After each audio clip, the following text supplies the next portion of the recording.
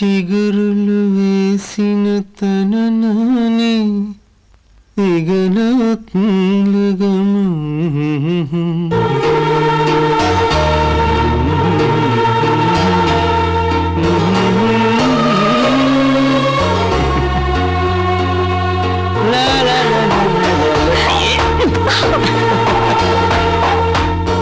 ఏంటి వాళ్ళ తెగరెచ్చిపోతున్నారు? కారణం ఉందా?